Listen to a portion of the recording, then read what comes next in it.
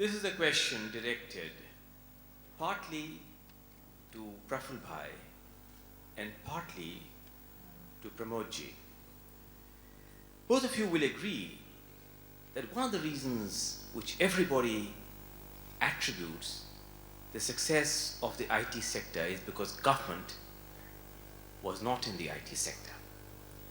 You realize this, Pramod ji, when you were Minister for IT, and I think you rightly pointed out that Mr. Maran has carried on this fast relay of withdrawing the hand of government as fast as he can. My question to Praful Bhai, therefore, is that given your spectacular success, and I must say you have succeeded where Pramod ji had failed, and where many others who succeeded him as Civil Aviation Minister had failed, and it is in the law of nature that irrespective of who sows and who nurtures, it is the usufruct must be enjoyed by he who harvests, and you are harvesting the usufruct of what was sowed earlier. When do you think that you will have the will to withdraw the heavy hand of government with which civil aviation is still faced? Given the good example which both Pramod ji and Dayanidhi Maran enjoyed of having a reasonably credible regulatory framework, your ministry, in popular perception, is still micromanaged. And when will you have a regulatory structure which will enable the true energies of private enterprise and public-private partnership to be truly liberated? Well, I think it's a question which I already in a way addressed while I was speaking. I said that after 5 years, we really don't need a ministry for civil aviation. It could be a department of civil aviation. I meant precisely what I said, that gradually it's not the business of government to be regulating or micromanaging what's good for the market. Let the market decide. Yes, we are having a regulatory framework. We are bringing in the bill for the aviation regulator in this very session of Parliament. That is one. We are strengthening DGCA for the technical regulatory so that they are independent of government. They already are, but they will be even more so in the future. And, well, as I said earlier, let the markets decide. I think aviation is something which will happen just like the IT. It will run in spite of the government. It will keep growing. We will keep on withdrawing the regulations and the rules which we apply more and more. So I think I've addressed that question while I was speaking. I think Mr. N.K. Singh will appreciate that it's just this little transition phase for the next 4 or 5 years. Anybody else? Yeah, question for Mr. Dayanidhi Maran. When would the group of ministers on spectrum release its recommendations, and what would these recommendations be? Especially since the defense and security agencies have been reluctant to release the spectrum that they're occupying. And when would we see the passage of the convergence bill? Because this bride had been made pregnant by Shri Pramod Mahajan and remains pregnant till date. Myself and Mr. Pramod Mahajan smile simultaneously when you mentioned the word convergence. I think that's the answer for that. But I should say for spectrum, I should say that the problem is vacation, because we have a very limited sources and the army is sitting on a lot of spectrum. I think the group of ministers will be meeting shortly to ensure that we vacate the spectrum from the defense, and also how to fund it. The most important factor is when you're vacating from the defense, which is very sensitive, and all our emotions are with the defense. We should also make sure that we fund them in such a way that they don't feel the pinch. And we also give them a very efficient energy spectrum, efficient technological equipments. So we'll be working on, I think we'll be doing it in the next couple of months. And because this, we feel that will enable us to announce the 3G policy, because we can go ahead and announce the 3G policy right away. But it'll be empty promises, because I won't be able to give anyone any spectrum to start their services. Yeah, General Manik, you wanted to ask something. Thank you, Chairman. I'm asking this question in continuation with what Mr. N.K. Singh asked, and that is the regulatory authorities. There is need for much more, and they are coming up. But what one notices today is that all the retired IAS officers from the Government of India are now being pushed into the regulatory services. So in what way are you going to have a totally different outlook? You are going to continue the same kind of policies that way. So unless you bring in new blood, more technical experts, professionals in all this, you are going to have trouble, as we are already finding in the energy sector. So sir, my question is, how are you going to bring in professionals? And unless you bring those, and you only pump in the IAS officers from state governments and from the central government, you are going to find it difficult to change the complete environment. Gentlemen, are you suggesting that retired IAS officers should not be appointed in the regulatory commissions? Are you suggesting? Firstly, let me be clear that I'm not casting any aspersions on people. That's, No, that's not what correct. is your question, a specific question? Very specific question is that today, all the regulatory authorities require larger number of professionals into that, and not just the retired officers who are to be looked after they retire. Both of you have to answer. Will you find? No, I think I can answer this question on behalf of Praful, because since we have a regulator, I think even Pramod Maji will accept that. I think when the regulatory structure was first introduced in the telecom sector, the government, in its wisdom, had given the option and was understanding the problem, as you mentioned, for technical expertise or loss of having expertise. The regulator is free to choose anyone on contract basis, whether within the country or outside the country, for any specific purpose, is free to do that. So this gives him a leverage to go beyond his means, go beyond his budget, and get the best expertise where he feels he doesn't need, where he lacks it. I think the same thing will, I'm sure, when the regulator is going to be formed for the civil aviation, I think the telecom, the same way the TRI is made, I'm sure the same principle will be followed. And even for civil aviation, where you feel, when the regulator feels that he does not have the knowledge, he can get the best opinion. I think that's what all the business houses do. Even the best CEOs or the CFOs are not the one who knows everything. When they need advice, they get the best expert to give them advice and do a study on that. That's what the government is also doing. You want to hear something very honest? It's like you scratch my back, I scratch yours. We're both complementary, and the system works like that. It'll take a while to get out of all that mindset, what you're trying to suggest. But anyway, in terms of regulatory framework, what Mr. N.K. Singh asked, I can tell you in telecom and aviation, the regulatory framework will be different, because we don't decide on tariffs at all. There is no tariff regulator in aviation. The markets decide. The only regulatory framework you'll really require in aviation is for the airport regulator, because that is where you will decide whether you get a slot or you get other, the tariffs the airport operator should be charging. All these are issues which will come up in aviation, but otherwise, unlike telecom, there will be a different thing. But yes, as he rightly said, they are free to hire the best of people. But question, I think, Praful, I understood. Have you got enough professionals to have these regulatory mechanism? No, it's a good suggestion. It's a good suggestion. I'm not denying it. Well, I think he's also agreeing to that. I have one anecdote to tell you. Both of you are ministers. I won't name the Prime Minister.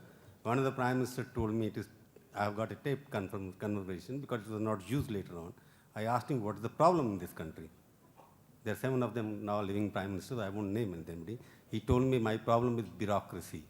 That means if given a chance, I'll tie most of the IAS officers around a pole and shoot them. This is the Prime Minister of this country telling me, but not able to transfer a secretary. So that's the question he's asking you. Question for Mr. Dayanidhi Maran. What was the... No, let me complete. I will ask. You will get a chance. What? You will be allowed to speak. I am telling you, you will be allowed to speak. So the question they're asking is that will you look for more professional rather than retired people? Will you look for more professional to man the regulatory mechanism rather than depending on retired people who are responsible for what is happening in the country? It's a good suggestion. But what about the answer he wants from you? I can't give an answer right now. That's the problem. Anyway, now you can ask your question. I will ask you a question. Asking whom? I will ask you a question. Okay. You were talking about, just in the morning today, I asked a question and I made a suggestion when I asked that question. As a nation, as a people, we are preoccupied with throwing, bunches of people into categories. Just as well I can turn around and say that if I had my way as the Prime Minister of this country, I would flog the journalists of this country on the crossroads of cities. Why are we Question. obsessed What are with the this? question? Make the Who's suggestion. an IAS officer? Who's a journalist? They're all members. They're all people coming from this very same society. Why aren't we thinking of changing our values instead of talking about categories which are totally artificial? Can you complete your question, please? I am saying, why is it? Introduce yourself first, give the name. Well, my name is Tripurari Sharan, and And? I'm a civil servant, and I'm proud to be an IAS officer, and I head the Film Institute No. of India Good. Now at this moment. And I'm sorry that you could even, think of introducing an idea like the one that you did, Prabhu. Sorry. Anyway, I appreciate your sentiments, but as a journalist, I was quoting a prime minister and he was on record. I'm not judgmental on that. I didn't agree or disagree with the prime minister. I think you have asked your questions. Please sit down now. No, in that case, you must bring it on record. You are on You record. must bring it on record. Who was that prime minister? No, I cannot because there's a confidentiality involved. Any other question, please? Dayanidhi Maran, what was the rationale behind the introduction I think of you have asked your excise question. duty Please on sit down. software? Please sit down. You have asked your question. You will get another turn. Yeah, Mr. Alawadi, you are one of the regulators, I think.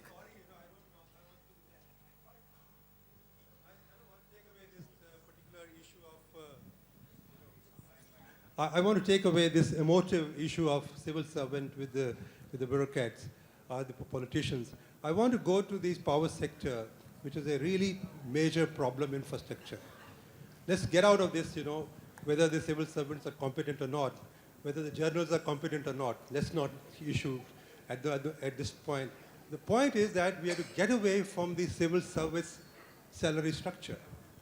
You won't get competent people to come at 20,000 rupees. You won't get those people. So you've got to get away with this presence, the civil service, Mr.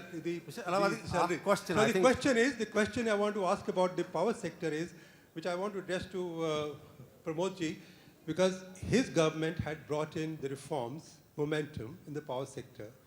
But we all talk about the major bottleneck in the power sector. We have got 100,000 megawatt capacity.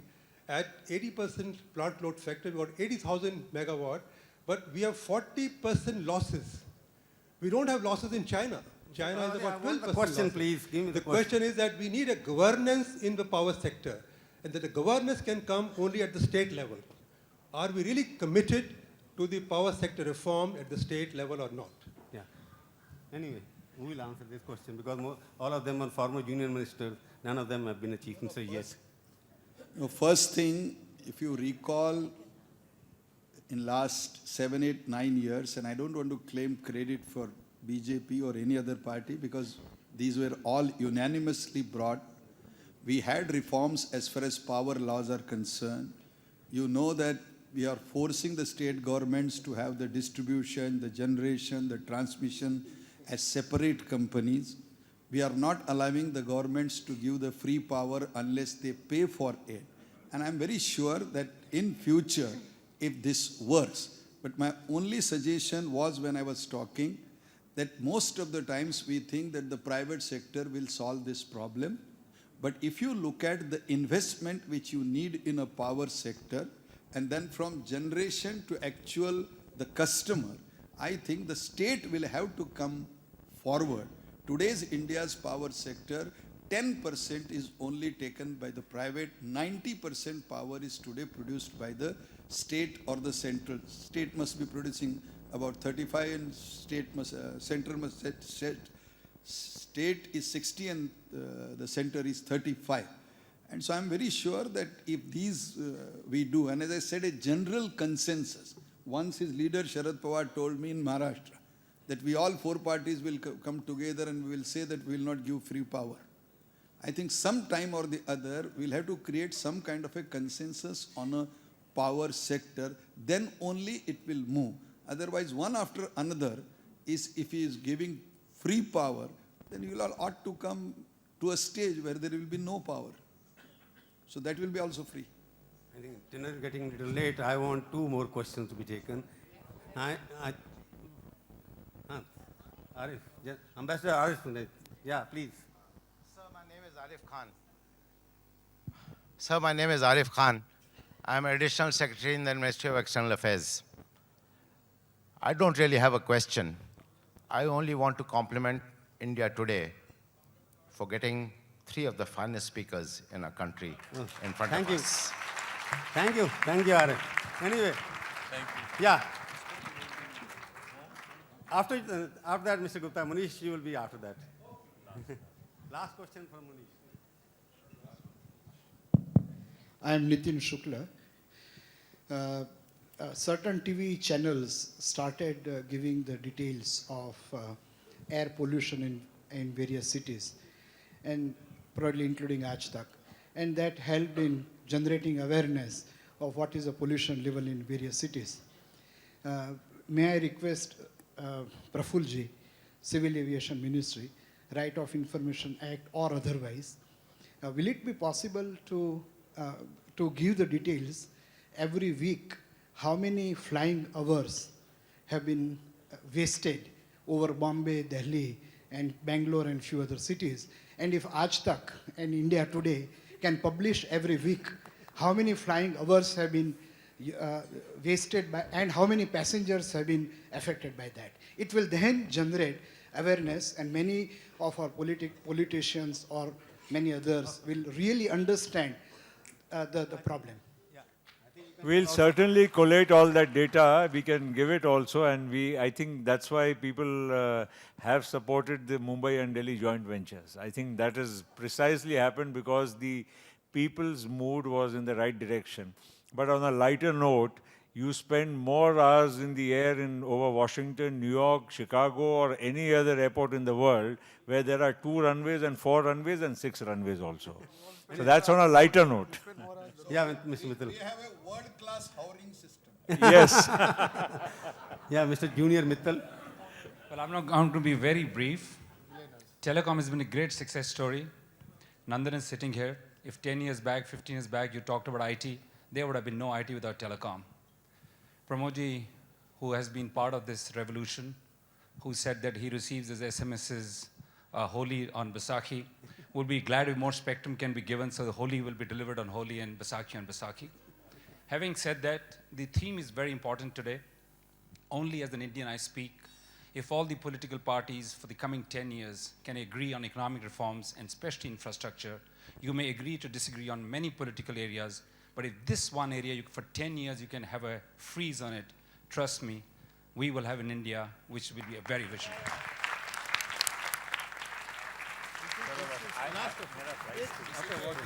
Yeah, last point, because Praful has to catch a flight. He will be hovering around that flight. That's a different issue, but he has to go. Yeah, please. Manish, last question. Hello. I am Manish Gupta, MC Gupta. It's unfortunate that for a short duration, the discussion got debased into one section of the society or the other. Generals are outstanding and civil servants are good, politicians are outstanding. Finally, it is the people of India, I think, who are great, and they have made it possible. Only yesterday I was addressing a gathering and I said that if India has, very quickly, if India has achieved something, it is because all of us have made an effort. If we are in a jam or we have shortcomings somewhere, it is, I think, on account of the shortcomings on the part of each one of us. We have 3 outstanding political persons here. Dayanidhi is the youngest and I'm sure he'll go a long way. You have talked of the divide being bridged. You have talked of so many things. I think, Mr. Ministers and Mr. Mahajan, the biggest problem that each one of you have forgotten to cover this evening, and kindly take it with you as from me. I don't know whether it was deliberate or otherwise. The population of this country has been mounting. And Praful Patel said that there'll be 20 lakh jobs in the aviation sector. I don't know what count the telecom minister I'm has. going to use my chairman authority to cut you down. I- Ask specific question, And please. my specific question is, what policies is the present government going to pursue? And if Mr. Mahajan's party or combination comes back, what will they pursue to contain the numbers? Because if you don't do that, even 2 million jobs a year is nothing when you have an added 18 millions in a year. Okay. Thank you. About population he's talking about. Praful, any policy? Adding the numbers. What do we say? Consensus. Well, I think everybody agrees on this, and I think. But I should also say this, when I go outside the country, the one strong point which I used to tell them is to bring any major foreign multinationals to come to India to set up a manufacturing plant in India. I say, look at my population. This is my strength. This is a market. I'm going to give you market access. Come and set up a unit in India. I know that's a positive side. Also, I think it is also be a conscious effort by every Indian to ensure that he also makes sure that they don't contribute too much to the population also. Anyway, Mevin, this is really the last question because you have to catch the flight. Be short, please. I have to catch a flight, and Pramod has to catch his wife. So let us. Just a minute, 1 minute. Thanks. Yeah, please. I'm privileged to have the last comment, and it is going to be a comment, I'll be very honest. No comment, only questions. Now I'm going to make a comment, whether you like it or not. Okay. I've been in this country for 13 years, and I've observed tonight what I frequently observe, and that is that you all like to beat each other up. But in the 13 years that I've been here, I've seen I can now get connected on a telephone that I couldn't do 13 years ago. I can buy a car tomorrow that I couldn't do. I got some of the best domestic airline service that wasn't here 13 years ago. And I've seen the effect of what 6 prime ministers and 5 governments can do in working together to bring this country to a global, both political and economic power. So I would plead to all of you, stop looking at this glass half empty. It's half full. Don't beat each other up. Work together to take this country to where it can be. Thank you. Thank you.